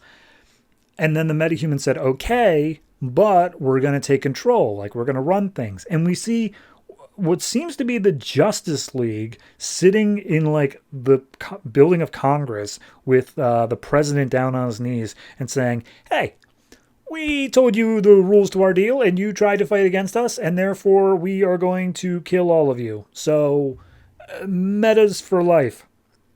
And it seems like a whole bunch of humanity's being killed. And that's why mankind finally stepped up. They went out into space and they went to a bunch of different planets. And it turns out that these planets had aliens with their own superpowers that weren't metagene enabled. So they took some of those alien genes and spliced them with human genes, and we had these alien-human hybrids born in order to fight the metas, which is what Skiz is. However, when she was born, her psychic powers were immediately so strong, she killed not only her mother, but all the doctors in the room. And apparently it took 3 days for them to build psychic armor strong enough to get in there and pick up the newborn baby. So, yeah, she's like, yeah, no, I was captured and easily restrained, and then I've spend my entire life inside one of these pods. So at that point, she says that her life was a lot worse than the other people because everyone else was put into full stasis, but she was left in kind of like a semi-state. So she was basically awake the whole time telepathically, able to reach out and try to get people to help her. However, now, all of a sudden, and by the way, their names are Volt and Lodestone, and I'm pretty sure they have electricity and earth powers, respectively. So, apparently now they're reaching out telepathically, and they're like, hey, we can send somebody's there, free us. So Superboy busts them out, and a bunch of Echo Guards show up because they're breaking this container, and Skiz traps them all in like a psychic vortex thing, forcing them to kill each other. And Superboy's like, wait, don't do it, Skiz. And she's like, why? This is literally everything we're trying to do here. Like, obviously, we're going to kill all of these people who are defending metas. And Superboy says, basically in his mind, like, I don't have a problem with her killing them. It's just that right now is a really bad time for that because the Teen Titans are around and I can't have them interfere with this. We need to keep this as covert as possible. But to her, he can't reveal any of that. So he's just like, oh, you got to trust in the plan, Skiz. I got this whole plan going on. Like, don't let their fear control you. And she's like, oh, but they deserve to die, but I guess you're right. I'll just knock them out. And Superboy's like, cool, can you also wipe the memories of, like, ever seeing us? And she's like, yeah, totally. It's like, great, fantastic. So we free the other ones, and then they start flying off to some other Echo base nearby. And Skiz is like, is this really going to work? And then all of a sudden Superboy gets a call from Raven in his head saying, hey, you got to get back to bed, like, now. And she's like, yep, totally going to work. Take them, get back to base. I'll be right back. So he flies off. He gets himself into the hospital bed as the Teen Titans show up. And they're like, hey, John, or Khan, we're going to Kid Flash's trial. You feeling good enough to go? And he's like, yeah, probably. I'll be up there in a bit. But medically, I'm probably going to stay in this time even after you guys go home. That's cool. And they're like, if that's what you think you need, yeah, no, I'm sure it'll be fine. So Volt and Lodestone are coming to, like they're all awake out in this desert area. Superboy shows up and he's just like, all right, look, here's the thing. All of us are on the same side. We got to like take out the government essentially because they become implicit in all of this meta stuff. So John's like, all right, I'm trying to guide them to make their own conclusions without me just saying it. And he's basically telling them, hey, let's go get weapons. Like, it's the four of us. We need to go get some level of machinery. And also let's go build an army of other people like us. So they come to those conclusions on their own. We see at the Echo military compound, they just come in, guns blasting. Skiz makes everybody think that it is a bunch of resistance members attacking the government, so they don't see Superboy there, but they still are using all their powers the exact same. They still clearly have special powers, but regardless, they keep on attacking people. Also, I think it's not control of Earth, it's magnetism. It's like a Legionnaire sort of thing, because this is Saturn Girl, Cosmic Lad, and Lightning Lad. So at this point, they make their way into the weapons store. Apparently, backup's going to be here in like 90 seconds, and they get a whole countdown for that. And as they make their way back, it's like, okay, I'm using my telekinetic abilities to send all of these weapons deep out into the mountains where we're going to go set up base. And we've done it. And as we see, they've only got like 30 seconds left or so. Volt and Lodestone are like, oh man, it's the humans are going to see us as the villains. Like, we're not the bad guys though, right? We're fighting the good fight. And Superboy's like, time will show that the only good people here is us. We're the only heroes in this story. And that's the issue. I don't know, man. Look, if your first page in this book is a full page spread of Harvest saying, boy, gee, I'm happy I'm a part of this story again, I'm not going to be happy. Like, no matter what you put after, you could literally put just 21 extra pages after that of everything I've ever wanted from comics. But the fact that Harvest is now coming back into the plot definitively again, I'm so upset by that. God, no, like seriously, I'm so done with him. As for the rest of the story, this definitely is just like an exposition issue. This is definitely just thrown out there saying like, no, here's all this stuff we did. But the problem with that is last issue was an exposition issue as well. Like, we spent so long talking about like, who is this girl? Why does she have these powers? What are we doing in terms of motivation? So to just go over it all again, but just slightly more in depth, it just feels like kind of lazy writing to me. I don't know. I'm not having fun with this book. If that wasn't obvious, I think that this book is... it's still limited. Like, we had to interrupt this book for a full page of, by the way, this is happening concurrently with Teen Titans, and we need you to understand how they match up. Teen Titans doesn't care about that. Teen Titans barely even talks about the fact that this book is happening. This is limited by what's happening around it. It is by far like a C-tier book that is being directed by the B-tier books above it. So... yeah, I honestly can't give this even like a 5. I'm going to say a 4.5. It's not good. It's not an all right book. And I don't know what the goal of it is at this point. Besides, it should have been over like the moment that Khan died. The fact that we're continuing it is just a corpse continuing on after the fact.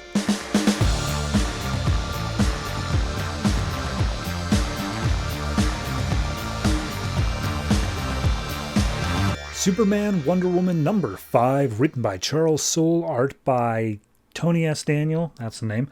Last issue, Zod pulled Feora out of the Phantom Zone, and that's just where we're at. This issue opens up with Wonder Woman arriving on Paradise Island, Themyscira. She comes back home.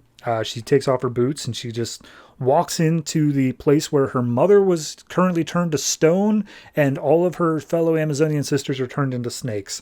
that happened over in Wonder Woman. Don't worry about it. So she's sitting here. She's like, hey, Mom, I met a boy, and it's so confusing because, like, he's kind of human, but he's also kind of God. But the thing is like, he chooses the human side. Like, he wants to hide himself away. And I don't know if I can mess with that, you know? Like, that's not who I am. I don't really mess with, I don't want to hide myself. I want to be able to be myself. So, like, I don't really know what to do here. But, you know, maybe I shouldn't be worrying about any man like that. And then we cut over to Superman, who's being fought by giant monsters as Zod is trying to get Faora onto her feet. And Superman's like, Zod, what the? I thought we were cool, man. And he's like, don't follow me. I am your superior, and you better listen to me. I'm out. And Faora, meanwhile, is just like growling and like feral. And so Superman kicks the giant monster thing back into its cage, immediately follows Zod out of the Fortress of Solitude, and just like, crap, I lost him. So Wonder Woman back on Paradise Island follows the trail of snakes and comes across the doors to Tartarus that the Amazonians are supposed to be in charge of guarding, but clearly they're all snakes now, and it has been busted down, so something has gotten out. So Superman calls over to Batman, and he's like, hey, Batman, I may have lost 2 Kryptonians who have escaped from the Phantom Zone. They are dangerous, and I don't know where they are. And Batman's like, why do you let these things happen, Clark? And he's just like, look, I'll handle it. I just need the League to hold off. It's totally, I got it under control. And he's like, okay, but if they're as strong as you say there are, maybe you should be calling in Wonder Woman. Is that something you should do? And he's just like, look, I tried. And we had like a talk recently. It didn't end too well. And Batman's like, are you kidding me that you're going to let the world burn because you and your girlfriend are having a little tiff? And he's just like, I don't need you to lecture me, all right? Look, just find where Wonder Woman is because I can't get her over the comms. And Batman's like, fine, whatever. Cyborg's looking for her. Now go take care of that thing. So Wonder Woman is fighting against this giant demonic beast on Paradise Island. She wraps the lasso of truth around its neck and then stabs it through the skull. And she's like, all right, well, that'll take it out momentarily. And she drags it back into the doors of Tartarus. She closes the doors again, and she uses her lasso to tie it shut, basically. She's like, it's good enough. No one's getting through that. So meanwhile, Zod's flying with Faora over some sort of countryside, and she is just screaming out completely feral. And Zod's like, get a hold of yourself, woman. Come on, focus. And Faora like throws him away into the hills, and he keeps on trying over and over again, and he keeps on getting thrown away. And he's just like, all right, screw that. Enough of this. And he grabs Faora and tackles her into a mountain, at which point she comes to and she's like, Zod, hey, where am I? And he's just like, hey, nothing. We're together now. Don't worry about me tackling you into a mountain. Anyway, we're good. And then Superman shows up being like, you know, I could hear the yelling and the mountains getting smashed. Like, you guys aren't good at being stealthy. It's time you explained yourself. And Fear's like, who the hell's that? Oh, wait a minute. The chest thing. He's an L. L's are always a problem. And he's like, nah, don't worry about it. He's strong here, but he's an idiot. And he's definitely not a warrior. And she's like, cool, awesome. So they just start immediately attacking Superman. Wonder Woman's just taking her sweet time on the island. She puts her boots back on. She's like, I promise I won't be away for so long next time. I'll check back in. And the moment she like lifts off the island, Cyborg's headset kicks in. Just be like, Wonder Woman, are you there? Copy. Do you hear me? And she's like, oh, Cyborg, what's going on? It's like, Superman's going up against some crazies. Where in the hell were you? And she's like, don't worry about it. I'm on my way. So we have Zod using his heat vision on Superman, and Fiora's like, what was that? And he's like, oh, you can do it too. Give it a shot. And so she fires off her heat vision like directly towards a nearby town. And he's just like, no, stop, please. And Superman flies down and manages to stop the fire before it reaches the town. And he's like, okay, this is maybe a little bit out of my control a little bit. So Zod and Fiora come back in and start laying down the punches. And Fiora's basically like, how far are we going to take this here? Are we going to kill this guy? Is that what we need to do? And Zod's like, I doubt he's going to be able to take much more anyway. And that's when Wonder Woman comes in. And he's like, oh, you guys are stupid if you think he's doing this alone. And she says it in Kryptonian. Zod's like, you learned his tongue. What a good girlfriend you are. Anyway, yeah, show me what a Earth Woman can do. And he fires off his heat vision. Wonder Woman uses her sword to direct it back at him. And then the superheated sword she puts against Feora's face to burn her skin. So Wonder Woman's actually doing a great job at keeping up the fight between both of them. Superman comes back to him. He's just like, where do you want me? And he's like, you go take care of the woman. I'll take care of Zod. And Superman goes over and he grabs Feora and he's like, now I don't want to hurt you. And she's like, well, that's too bad for you. Punches him. Wonder Woman grabs her fist and is just like, no, don't do that. And so Superman's like, okay, I guess I'm not doing so hot here. Hey, maybe we should use the lasso on him. And Wonder Woman's like, I would if I had it with me. Look, it's a long story. Like, we just gotta you deal with your own fight, man. So Superman's fighting against Zod. And Zod's like, dude, I don't want to kill you. Like, you're one of the last Kryptonians. Like, I don't want to lose our whole race over again. And he's like, cool. So you're going to stop being a dick? And Zod's like, I mean, depends if you're going to join me. And I don't think you are, because Jor-El was also kind of like stupid like that. So we see Superman gets his arm broken by Zod. Zod calls Feora to him and just being like, calls over to Wonder Woman. And it's like, hey, I could snap his neck. I can kill him unless you back off. And Wonder Woman's like, fine, throws Feora away. And so Feora and Zod start flying away. Superman's like, no, we can't just let them go. And she's like, this isn't a loss. This is a strategic retreat, and we are going to make sure that nobody dies, ... today. So, yeah.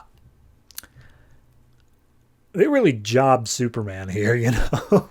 Like, he's I get that they want to give him, like, the Boy Scout thing, and he doesn't know anything about Zod, and he's just like, no, it's another Kryptonian, everything's going to be fine. But, like, God, they made him so stupid here. I like Wonder Woman when she goes to Paradise Island. Like, she is 100% off the grid. Like, there's no way to contact her.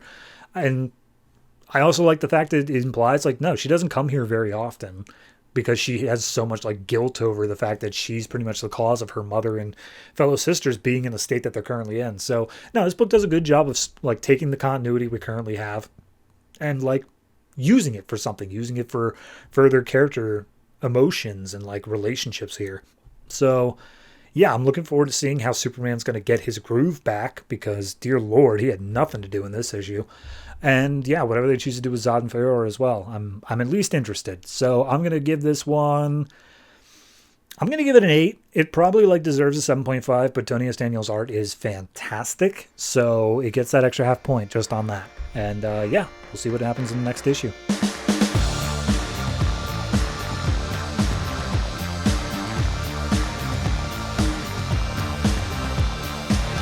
Green Lantern Corps number 28, written by Van Jensen, art by Bernard Chang. I believe the last issue, continuity-wise for this, would have been the annual, where we had a bunch of villains basically saying, hey, we're teaming up with the Green Lantern Corps in order to stop the Durlans, but there's also a secret Durlan member of the Green Lantern Corps that we need to sniff out. And so we open in Space Sector 3502, where we meet this Durlan member. His name is Daggle, and he is currently looking for something. He's got a little capsule, and he says, damn, I thought I had more. This one's empty. And he's like, all right, well, I got to get out there and reload. So he heads out into, like, this alien, bizarre-looking place, and he goes up to one of the vendors, and the vendor's like, hey, you want some weird alien squid-looking things? And he's like, actually, I need your real stuff. And he's like, what are you talking about? Is this real alien squid?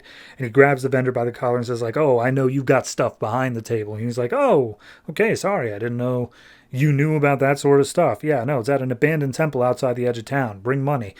And at that point, we see Daggle gets jumped, or not jumped, he gets a hand on his shoulder from, oh God, what's his name?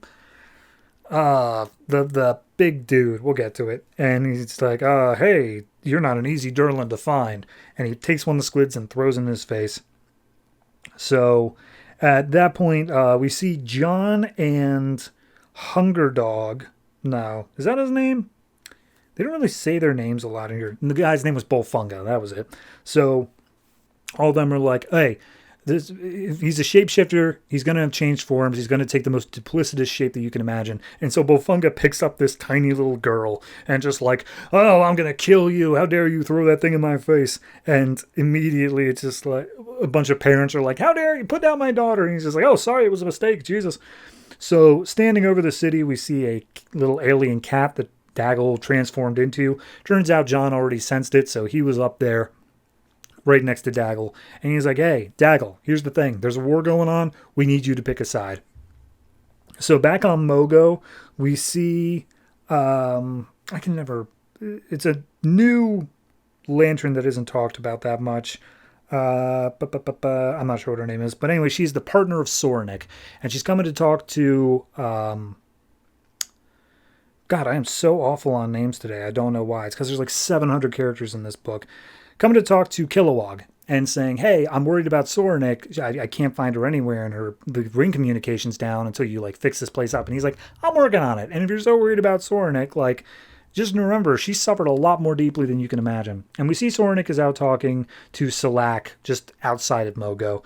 And she basically feels like she's cursed because not only is her own home planet destroyed, but then Oa was destroyed as well. So she feels like she's kind of got a planet destroying thing going on. And Soule's like, no, look, none of that's your fault. There's just been crazy stuff going on as you are a member of the Green Lantern Corps. It has nothing to do with you. And as he's like comforting her, all of a sudden he gets knocked out with a punch to the head. And then Derenick gets wrapped up into like a spider web thing. And we see these three figures are like, all right, we got her. Great. Awesome. Let's take her. And as for Soule, we'll send a message to the Corps. And he just throws Soule down back towards Mogo. So we cut over to the Daggle story again. All the Green Lanterns and the villains as well have caught up with Daggle. And he's like, how did you find me? I was like, oh, we got Hunger Dog here. He's incredible at finding anybody, no matter what. And we see Daggle points to him. He's like, wait a minute, those guys are villains. Tell me you do not get villains rings. He's just like, them? No, look, but I have your ring. So in case you didn't hear, Daggle, the Guardians are gone. You don't have to be on this like covert op out in the middle of nowhere anymore. You can come back and just be a normal ass Green Lantern. And Daggle's like, nah, because I'm a Durlin, anytime I change shapes, the ring just forgets that it's me and it flies off thinking that I died. So no, it doesn't really work for me to have a ring. It's annoying like that. And either way, your stupid Green Lantern Corps has left me scrambling out here in the middle of nowhere with no assistance whatsoever. And he's like, yeah, that was the Guardians. They sucked. Now it's different. He's like, how different is it really though? So either way, John lays down the law. He's like, look, option A, you join us. Option B, you're going to be joining the Durlins, which we cannot accept. So there is no option C. And Daggle's like, actually, there is an option C. My life's nothing but option C's. And he transforms into this giant-looking beast and starts fighting John in the middle of the bazaar. And we see at that point, Fatality was the fourth member. She jumps in, she stabs him through the chest. And he's just like, look, you're coming with us, even if it's in a box. And Daggle's like, oh, that probably would have killed me if I was any other beast. But this particular beast does not have its vital organs in its chest, and I'm also super strong. So he bats away Fatality. Bofunga jumps in as he transforms into a worm, and he buries down into the ground. Hunger Dog's like, hold on, I'm tracking him. It sounds like he's right behind Bofunga, and then all of a sudden it pops up and drags Bofunga down underground. And that's when John points out, like, oh, he's not trying to escape. He's trying to wipe us out. So back on Mogo, we have a lantern named Morrow who is setting up basically the shrine to all of the fallen lanterns, and he's the keeper of all that. He has a cave that Mogo made for him, and Mogo starts sprouting up gravestones for all of the different fallen lanterns, including one for Kyle Rayner, because they don't know that he's still alive. And it's like, yeah, no, I don't think Hal's really been grieving him either, but he'll grieve in his own way. So back up at the cafeteria, we have Drook, who is upset that they're eating nothing but greens because that's all Mogo can provide for them. He's like, nah, I'd kill for like a thick, juicy steak right now. And then landing right on their table is Soule from Out of Orbit. And they're just like, Jesus, Soule, what's up? And he's just like, Derenick's been taken. I didn't get a good look at him. I was knocked out. I don't know what's going on, man. And Kilowog's like, Mogo, can you still sense them out there? And just, nah, there's nothing. They're gone. So at that point, Sornick's partner steps up, Iolandi, and is like, hey, that's my partner. I'm going out to find her. I want a troop to go with me. And essentially, he's just like, no, we can't spare any lanterns right now. Until one super skinny one steps up named Hual. And he's like, oh, I'll go with you. And Iolandi's like, great, fantastic, awesome. So we also see the villains talking to themselves, saying, like, why are we helping these idiots? And one of them's just like, oh, we have to help them for now. We will just bide our time. So we cut back over to the hole Bofunga was dragged down on. He manages to climb his way up to the top, and he's just like, Bofunga will never be defeated by something as stupid as a worm. And he climbs out of the hole. And as soon as he starts walking away, Hunger Dog's like, hey, man, you forgot your knife. Bofunga would never go anywhere without his knife, you fraud. And at that point, it's revealed it's Daggle again. And Daggle's like, Jesus, man, you guys just don't give up, do you? As clearly the only way I'm going to get out of this is if you guys are dead. So we see Daggle gets restrained by John, and he's like, you think this is going to hold me? And then all of a sudden he starts like demorphing back into his normal self, and Bofunga comes up back out of the hole again. And John's like, is this like a trick? What's going on, man?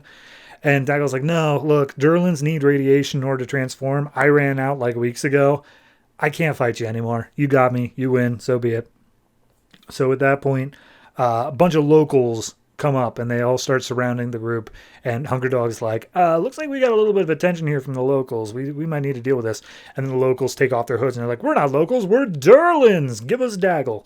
So we cut over to somewhere where we have a mysterious shadowy figure who's still got Sornick. And they cut open the webs that were binding her. And she's like, oh, I'm going to kick your asses, all of you, whoever you may be. And then she gets a good look at him. And turns out I can't remember his name. It's that yellow lantern. What's his name? Arkillo. That's it. It is Arkillo. And he says, well, are you afraid yet? So, yeah. Yellow Lanterns are back in play. I'm sure they kidnapped her because she's the daughter of Sinestro, and they're looking for where the hell Sinestro is. So, a lot of things still moving here.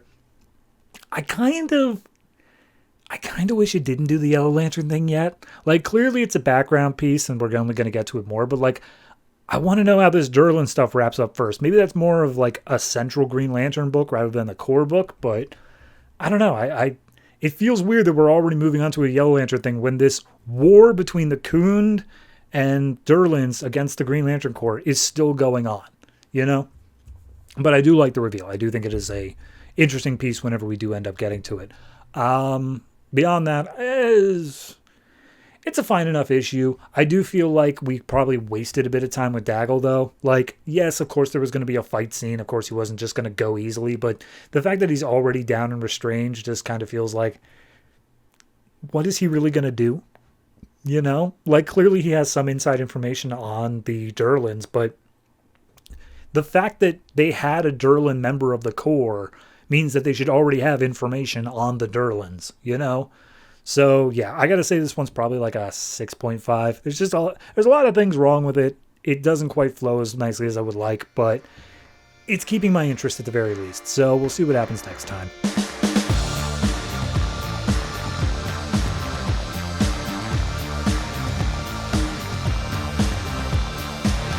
Justice League 3000 number 3, written by Keith Giffen, J.M. DeMatteis, art by Howard Porter.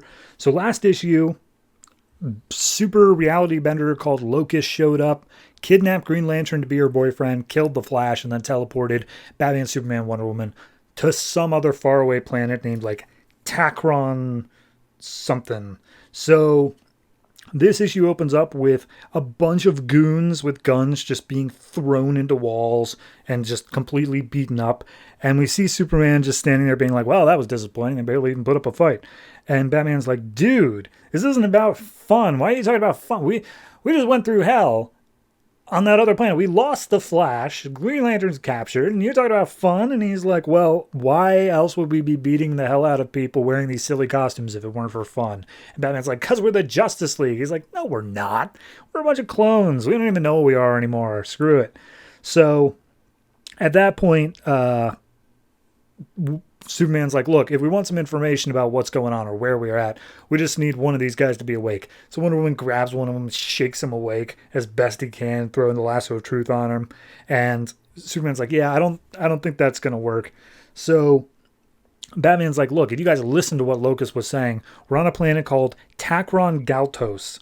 And that's what she said before we were on Flatmus 12. So now we know the name of the planet. We just need to figure out what's going on. So he steps over nearby, like, cliff face, and he looks out and he sees just a horrifically polluted, overpopulated city where, like, a river is green. It smells like crap everywhere. And yeah, it's just awful.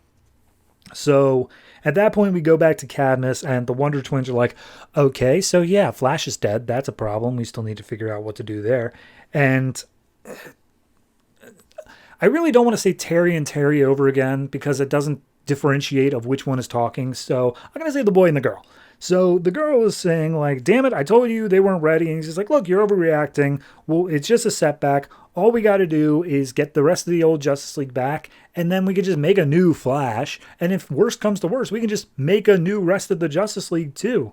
And she's just like, are you kidding me? Dude, if we lose the Justice League, who knows what we're going to, like, they'll have that tech. They could re-engineer it and figure out how to, like, resurrect things. That's not something we want floating around. And he's like, all right, well, what other choice do we have? And he's like, we shut it down. We stopped doing this. And she's like, psh, or he's like, pshaw, this is the best hope we have for the universe, and you know it, to get out of the grip of the Five. So back on Takron, there's this polluted river that is, like, literally would disintegrate them if they tried to step in. So Superman grabs Batman and Wonder Woman and jumps them across the river, saying, like, I may not be able to fly, but I can leap like a son of a bitch. And then as soon as they land, Wonder Woman just socks him across the face. And it's just like, do not ever lay your hands on me again. And he's like, excuse me, in my memory, you and I had, like, a smoochy thing going on. Highly erotic. And she's like, never in a million years. And he's like, well, then you explain these emails that I've got from you. So at that point, Batman's like, look, don't kill him. We already lost Flash. I don't want to lose him too. And they say our number one thing is we have to figure out how to get Green Lantern back. That's step one here, okay? I mean, step one is maybe get back to Cadmus, but step two, we figure out where Green Lantern is. But then before they can do anything, they are immediately surrounded by a group of people with guns. And they're just like, you do understand that we're the Justice League, right? Your guns are useless. And he's like, yeah, we kind of figured from the suits, but that's why we're not aiming the guns at you. We're aiming it at these innocent civilians. So if you are the Justice League, you're going to have a real problem with that. And Batman's like, okay, yeah, no, I guess we have a problem with that. We surrender. And Superman's like, no, we don't. Jesus. And Wonder Woman's like, no, we don't. And Batman's like, yes, innocents are not going to die on our watch, for God's sakes. So we cut back to Locust, who is got a whole planet to herself that she fully admits to, like, genociding literally everything off of so that she could terraform it herself. And she's just trying to flirt with Green Lantern, saying, like, hey, I get it. You're bummed because I killed your friend. But, like, screw him. Now you're with me. You don't got to worry about that. And your other friends I sent over to Takron Galtos. And let me tell you something. You're better off without friends. Because the five only keep me around for my power. I knew that, like, if I didn't have any power, they would feed me to the wolves. You kidding me? So she just keeps on trying to, like, say, like, hey, look, I know you love me. I saw it in your eyes when we first met. And she's, like, shaking the cage that she's in. And he's just like, come on, say you love me. Say that you're never going to leave me. And he refuses to speak. And she's just like, all right, fine. I'm going to be back soon. And you better have a wonderful date night planned. Or else I'm going to straight up kill you. I'm going to give you super cancer. And so she walks out, and Green Lantern's like, okay, I just need to figure out a way to get back my power cloak, and then I am straight over to that planet where the Justice League is. So we see that the Justice League is being led in restraints by this one dude here. I don't think he has a name yet. And they're like, yeah, this whole planet is a prison planet. I also am a prisoner, but I was escalated up to, like, guard because I had a history in, like, being a cop before. And we see that the leader of this planet is Coeval, who is Superman's like, who the hell's that? And the guy explains like, yeah, no, it's the scariest thing that ever lived. We're not even sure if it's alive, but it runs this planet. So at this point, Superman keeps talking about himself in the third person, and everyone's like making fun of him. They're just like, are you serious, man? Is that the level of ego you're at where you say like, Superman doesn't afraid of nothing? So at this point, actually his name might be Aban Tariq. There we go. So he's like, look, you guys want to learn about this hellhole and figure out how to get off of it? I know the right way for you to do that, all right? But I need you guys to follow me. And they start making their way deeper into the planet over and over. And as they finally get down to like this sub level, he leads them out and says, hey, you know, this planet, it runs off of fossil fuels and human waste. That's why it smells so bad. But like, we do our best with it. But the Justice League look out and they see, wait a minute, hold on. That's the Empire goddamn State Building. We're on Earth. Takron Galtos is Earth. You maniacs. You blew it up.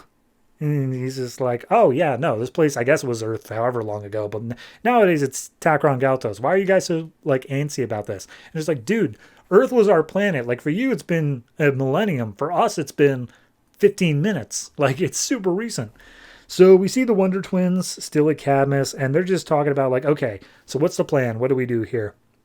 And Male Terry's basically like, just reiterating, yeah, no, let's just make another Flash. Let's do whatever we can there. And Girl Terry's just basically telling him, like, no, seriously, there's this line that we can't cross here, and you keep on crossing it over and over again. And Male Terry's like, it's the Justice League. They are literally capable of anything. They're the greatest heroes. And then Female Terry just socks him, being like, don't give me that greatest heroes line ever again. Jesus.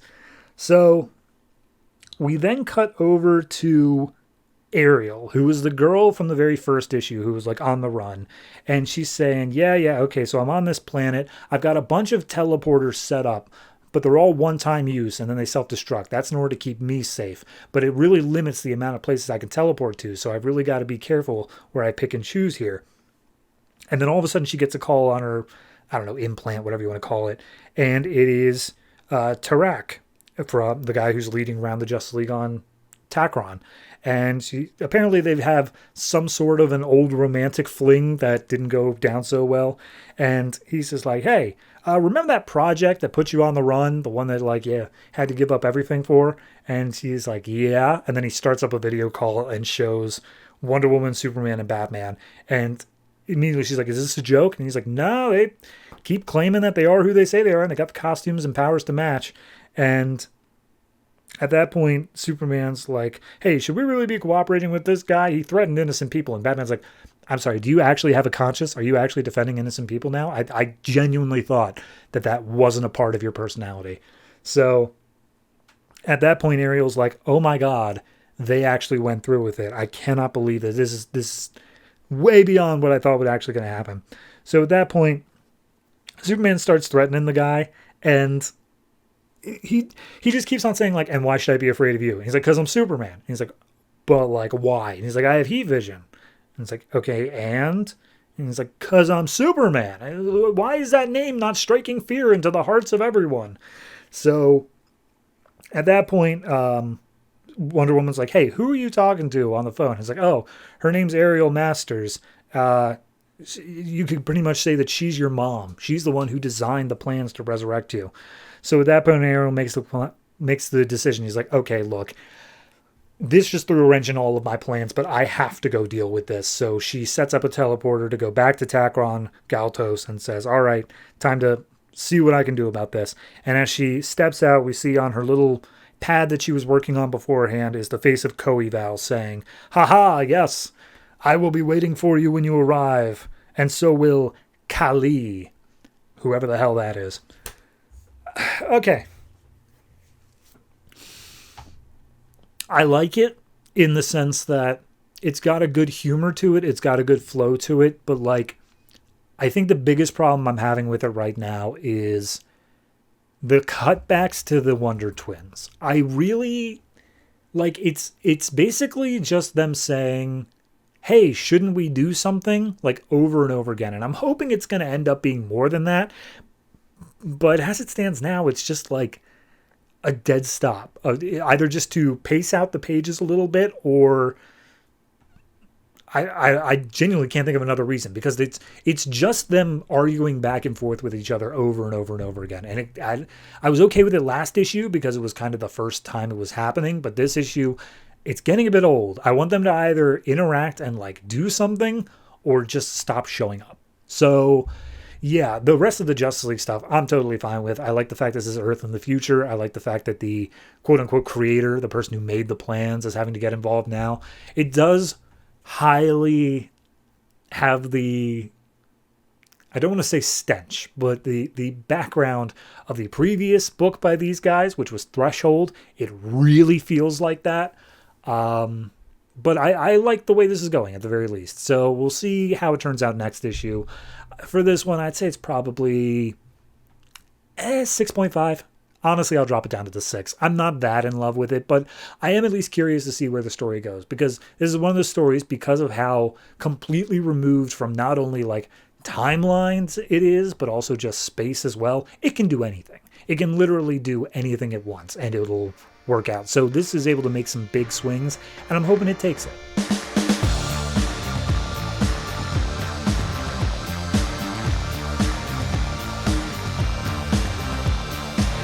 And that's it. That's all the comics that came out this February 12th, 2014 from DC Comics. And honestly, I don't really have much more to say. It's a light week. I'm happy for them, and next week's just as light. So yeah, keep that coming. Don't give me 17 comic weeks anymore, DC. Yeah, so I'll just tell you what's coming out next week. Next week, in no particular order, we have Batman and Robin, Batwoman, Birds of Prey, Harley Quinn, Red Hood and the Outlaws, Supergirl, Green Lantern New Guardians, Justice League, Wonder Woman, Animal Man, and Trinity of Sin, Pandora. Of note out of that, Pandora is part of Forever Evil Blight, Justice League is part of Forever Evil proper.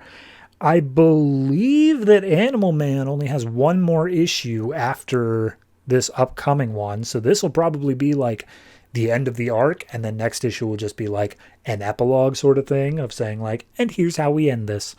But beyond that, not a whole much more going in there. Oh, Supergirl. Supergirl is going to be starting off the Red Daughter of Krypton stuff. I say starting off because Green Lantern already has been dealing with it last week's episode, so go back and listen to that once you listen to Supergirl next week. Confusing? Yes, but that's editorial. That's not on me. Anyway, all that being said, if you have any comments on any of the books that I talked about this week, last week, any week at all, go ahead and hit me up in any one of the social media places listed down in the description. We got a Patreon, we got a Discord, we got a subreddit, we got a bunch of stuff, so go ahead and check all that out. But that's going to do it for me. Thank you very much for watching, listening, however it is you consume this podcast. Be sure to tune in next week and give this thing all the thumbs up you can possibly have. I think that's 2.